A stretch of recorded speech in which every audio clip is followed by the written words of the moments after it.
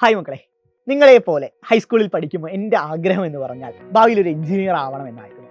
ഇപ്പോൾ പ്ലസ് ടുവിന് ശേഷം എനിക്ക് അത്യാവശ്യം നല്ല മാർക്ക് ഉണ്ടായിരുന്നു, 90% എബോവ് ഉണ്ടായിരുന്നു. അപ്പോൾ ഈ പ്ലസ് ടുവിന് ശേഷം ഞാൻ ഈ എഞ്ചിനീയറിംഗ് പഠിക്കാൻ പോയി. പക്ഷേ എനിക്ക് വലിയ രീതിയിൽ എന്നെ ഗൈഡ് ചെയ്യാനൊന്നും ആരും ഉണ്ടായിരുന്നില്ല. സോ ഞാൻ നേരെ പോയി ജോയിൻ ചെയ്ത ഒരു പ്രൈവറ്റ് കോളേജിലാണ് ജോയിൻ ചെയ്തത്. കോയമ്പത്തൂരുള്ള ഒരു പ്രൈവറ്റ് കോളേജിലാണ് എൻ്റെ എഞ്ചിനീയറിംഗ് ഞാൻ പഠിച്ചത്. പെട്രോ കെമിക്കൽ എഞ്ചിനീയറിംഗ് ആയിരുന്നു പഠിച്ചിട്ടുണ്ടായിരുന്നത്. പ്രൈവറ്റ് കോളേജ് ആയതിനാൽ തന്നെ, മാനേജ്മെൻറ്റ് സീറ്റ് ആയതിനാൽ തന്നെ ലക്ഷങ്ങൾ പൈസ കൊടുത്തിട്ടാണ്, ഫീസ് കെട്ടിയിട്ടാണ് പഠിച്ചിട്ടുണ്ടായിരുന്നത്. അതിന് കാരണം തന്നെ പ്ലസ് ടുവിന് മാർക്ക് ഉണ്ടെങ്കിൽ അപ്പോൾ നിങ്ങളുടെ മനസ്സിൽ വേറെ ഏതൊക്കെ സ്ട്രീം പഠിക്കാം, അല്ലെങ്കിൽ എക്സാമുകൾ എഴുതിയിട്ട് പൈസ ഇല്ലാതെ ഗവൺമെൻറ് കോളേജുകൾ അഡ്മിഷൻ എടുക്കായിരുന്നല്ലോ എന്നൊക്കെ ആയിരിക്കും പലരുടെയും മനസ്സിലുണ്ടാവുക. ശരിയാണ്. പക്ഷേ ആ മൊമെൻറ്റിൽ, ആ സമയങ്ങളിൽ എന്നെ ഇത്തരത്തിൽ ഗൈഡ് ചെയ്യാനോ കാര്യങ്ങൾക്കോ ഒന്നും ആരും ഉണ്ടായിരുന്നില്ല.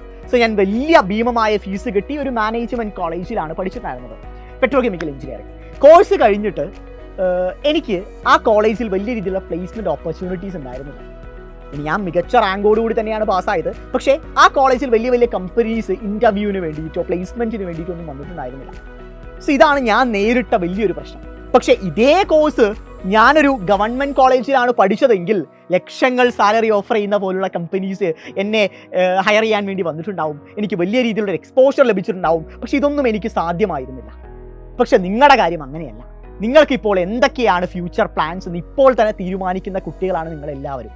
അതായത് ഏതൊക്കെ എക്സാംസ് എഴുതുമ്പോഴാണ്, ഏതൊക്കെ കോളേജുകളിലാണ് അഡ്മിഷൻ കിട്ടുക എന്ന കാര്യങ്ങളൊക്കെ നിങ്ങൾക്ക് കൃത്യമായിട്ട് അറിയാം.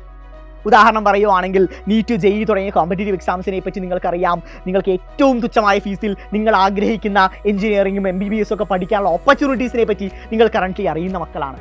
സോ മക്കളെ, എനിക്ക് ഒരേ ഒരു കാര്യമേ പറയാനുള്ളൂ. പ്ലസ് ടുവിന് ശേഷം ഈ എക്സാംസിന് പ്രിപ്പയർ ചെയ്യാം എന്ന ലെവലിലോട്ട് നിങ്ങൾ മാറരുത്. മറിച്ച് ഇപ്പോൾ കറണ്ട്ലി നിങ്ങളുടെ ബോർഡ് എക്സാമിൻ്റെ കൂടെ തന്നെ അതിന് പ്രിപ്പയർ ചെയ്യുകയാണെങ്കിൽ പ്ലസ് ടുവിന് ശേഷം വളരെ ഈസി ആയിട്ട് നമുക്ക് ആ സിലബസ് മനസ്സിലാക്കിയിട്ട് ഈസിയായി ഫസ്റ്റ് അറ്റംപ്റ്റിൽ തന്നെ ക്രാക്ക് ചെയ്യാൻ സാധിക്കും.